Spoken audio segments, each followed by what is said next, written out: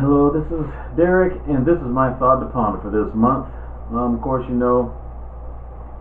um, everyone's been on the edge of their seat about this Trayvon Martin, George Zimmerman case. I mean, this same old stuff has been going on. Well, at least this has been going on since we've known about it for approximately a year and a half.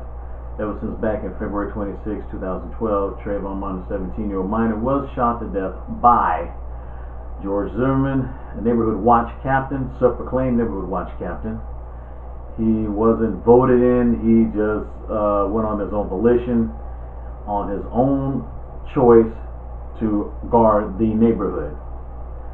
And I know a lot of people, particularly in YouTube and other social media and other news medias, some of them, I should say, a good number of them, are portraying more of Trayvon Martin as some hooded wearing thug and less on Zimmerman's case, because, well, hey, Trayvon, he was a teenager, he was a black guy, teenager, he must have deserved it, he's wearing it because he's trying to be a gangster or whatever. I find that very, very offensive, horrendously offensive, simply for the fact that one, he's 17. We know he's not an angel. We know that he's a thug, but he's not Nino Brown. He's not Tony Montana. We know that he's not Billy the Kid or Jesse James. He was just a crazy little rambunctious teenager. Thing is, no one hasn't questioned George Zimmerman's background. No one has talked about his history, how he was abusive, how he was turned down by the police academy, and it was probably a good thing that he has been, because one thing, he doesn't know how to take an order from someone, because whether the dispatcher told him, a neighborhood watch, hey, don't follow that kid. And they said that. And a lot of people seem to like to sweep that by. Well, the dispatcher wasn't really that dispatcher's not really a real cop. Well, neither was Zimmerman, okay? Neither was he. He's a part of Neighborhood Watch. You know what that means? Neighborhood Watch. It means that you're there to watch, not neighborhood seek and destroy, not neighborhood blow a sucker away. Neighborhood watch. Hence the watch part, okay? Now, secondly,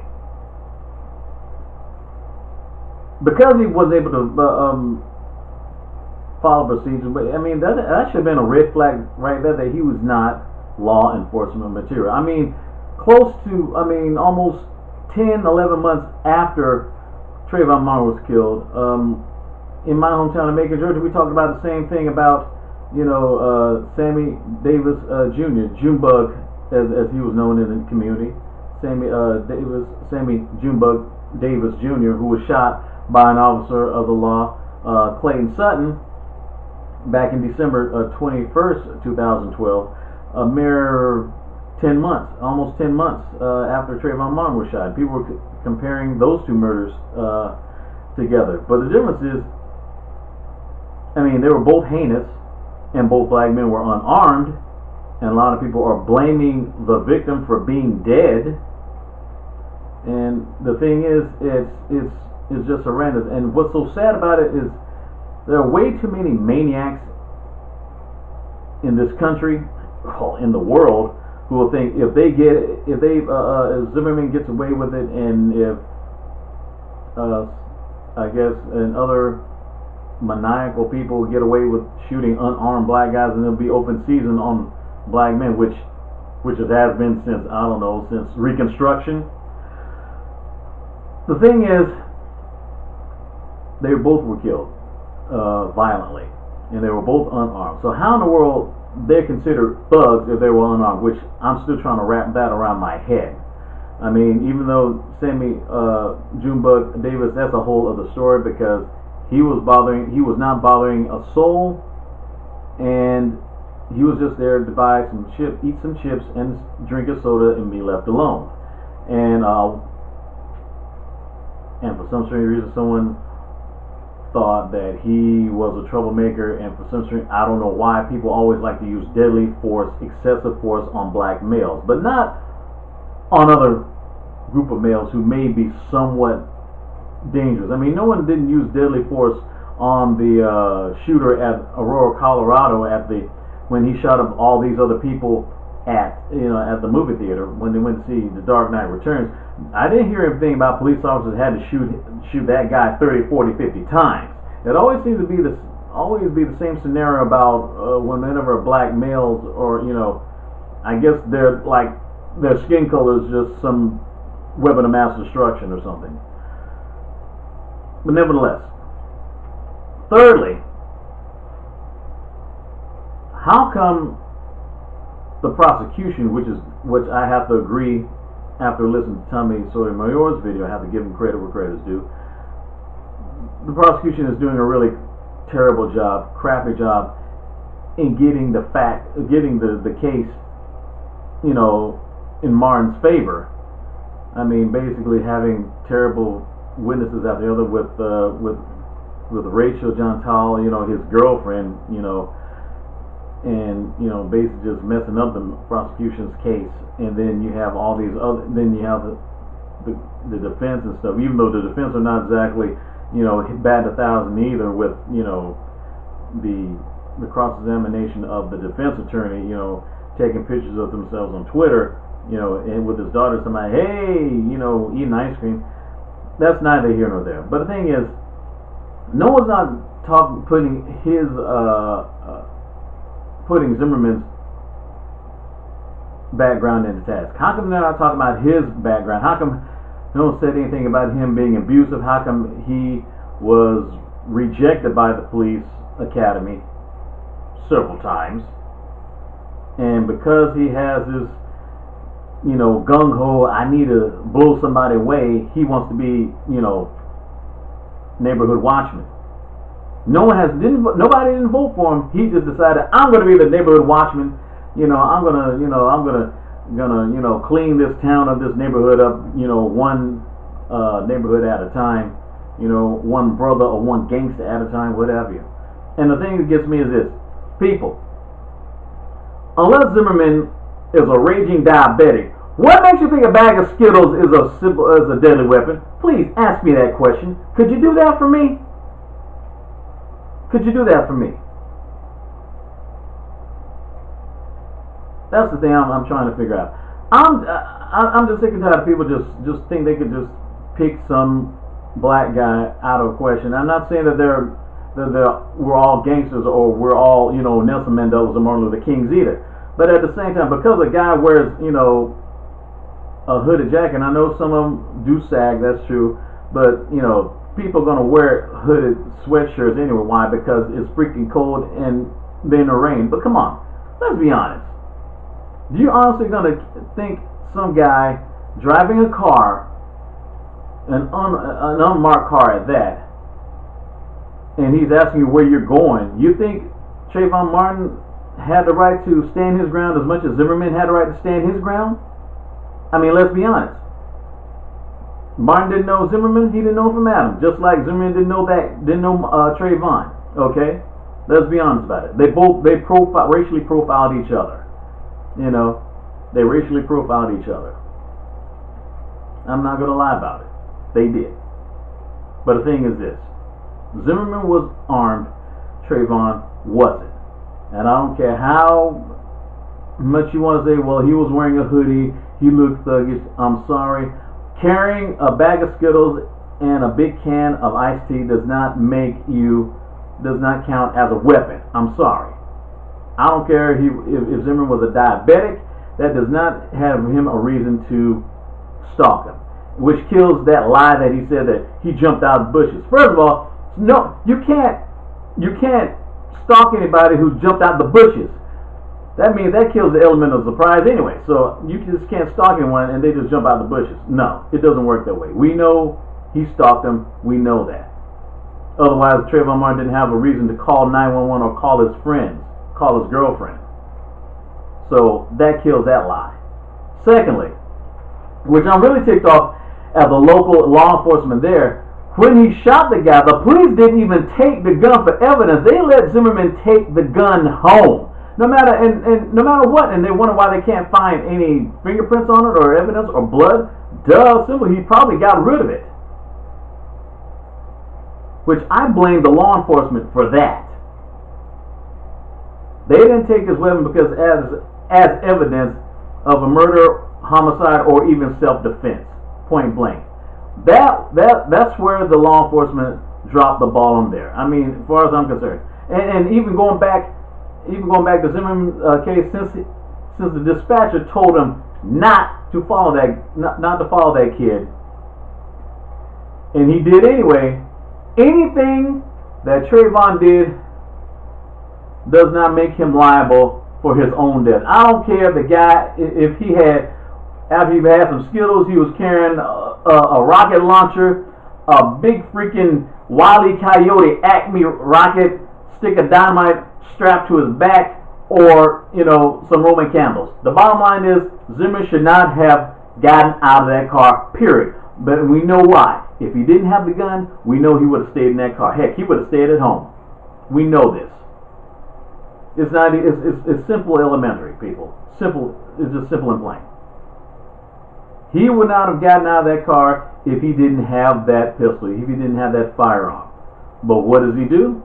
He wants to be all gung-ho about it. He wants to prove all those people in law enforcement that, hey, I can do this. I can be, the head honcho in this neighborhood. I can be the local, like he's the brand new sheriff in town. And what did he do? He saw some guy in a hood, maybe not necessarily saw it as a racial thing, but he just thought, well, he was no good. He's the perfect target. I think I'll be able to flex my Smith & Wesson muscles. You know what I mean? And the reason why I'm adamant about this, the reason why I'm really ticked off about this trial and how this stunt has been going on for a year and a half right now is because of this. This happened to me. The same BS happened to me back in college years ago. I'm walking walking down the street, minding my own business, right? I'm coming out of TCBY, this little frozen yogurt place. I'm eating a nice little French vanilla frozen yogurt, some froyo, and a nice waffle cone, vanilla waffle cone. There's this dude, and don't want to make it racial, it was a white guy in a suit, comes staring at me while I'm walking down the street. His car is parked somewhere, one of the dorms in one of the colleges. I'm not going to say where it is because I don't want no one to freak out. But he's just staring at me. I'm eating my frozen yogurt cone, minding my own business. I'm going back to my dorm room because it was hot. It was really summer heat. And he's like, "Hey, you, what you mean you? Get in the car. What you mean get in the car? I'm talking to you." Like, excuse me? And he says, "Get in the car." I said, "Forget you." And, well, I didn't say forget you. I just said what I said and kept on going. Because as a person who was alive to remember the Atlanta child murders, that's how many of these kids were and teenagers were kidnapped. And that's why I'm offended about this trial here, because it's running like a circus. That's why I'm offended with this stuff, because it reminds me of the stuff that I went through with this one straight guy, this crazy maniac guy who thought he was an authority figure, just gonna snatch some black guy, off campus. Well, hey, we did it in homicide, we can do it here, do it again, And I guess because even though he didn't have a gun or a badge, he felt like he had the right to just take me off campus, because unless I have a basketball or a football in my hand, I have no reason to be on a college campus, right? Forget that. No.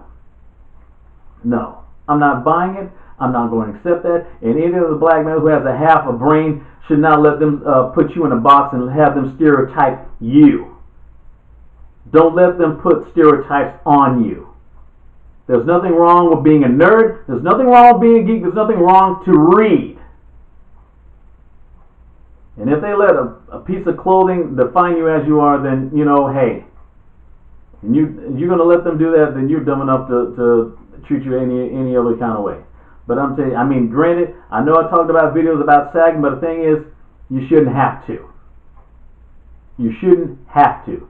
You shouldn't let people define you by your clothing, define you by your actions, okay? And the people you follow, and the people you have company with. And that's why I'm ticked off about this thing.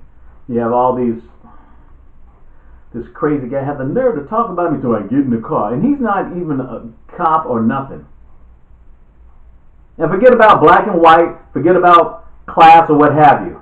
Think about this. Think about this, people. You're 17 years old. You're coming out of a store, just bought some Skittles and a can of iced tea. You see a car following you, stalking you. Has no lights on top of the car, on top of the hood. Has no type of decal like sheriff's department, police department, or even security, home security, or even neighborhood watch. And then this guy rolls down his window, who keeps on following you, says, "Hey, what are you doing here? Get in the car." Are you going to get in that car? Neither would I. Because that's how many kids, that's how many children and teenagers are get abducted every freaking year. We know this. We know this stuff is going on, and especially black children, because they get kidnapped all the time and no one gives a damn about them. Okay? They get kidnapped all the time. What does anyone do about it? What does anyone do about it? I mean, we know about the Adam Walshes and the Polly Classes and the Jean-Benet Ramses. But what about the JoJo Bells, huh? What about the Patrick Balthazars? Those who don't know those names, try to Google them. Those were two of the many children from the Atlanta child murders 30 plus years ago. Look it up. Look it up. Now, if someone was trying to follow you in their car, you're going to tell me you're not going to try to get away? And if they try to confront you, you think you're not in the right to stand your ground as much as Zimmerman did? Please. Remind yourself of that. If you were a teenager and some car that you never seen before starts driving real slow right next to you or close to you, and it doesn't have police department or sheriff's department or even neighborhood watch on it, and the person says, "What are you doing in my neighborhood? Get in my car." Do you really think you're supposed to get in that car? I don't think so. And even so, another thing, which Tommy, I have to admit, which he admitted, the guy was armed. If he was neighborhood watch, he had to admit he was armed. If he was in there, if he didn't, he had no reason to be watching. Because he's not a police officer. And in fact, he should be, if anything, if he doesn't get convicted of manslaughter, he should be arrested for at least not only pretending to be impersonating a police officer or some type of authority figure. He should be arrested or go to jail for at least attempted child abduction, because that's who Trayvon Martin was, a minor. He was 17. A lot of people don't want to talk about that. He was a minor. And there's no way in the world you could sugarcoat Zimmerman's actions about that. You just don't snatch up a teenager because you feel like it and say, "Hey, get in the car," and you don't have a freaking badge, which is another thing. He didn't even have a badge. So what makes him having the authority to just try to abduct a teenager?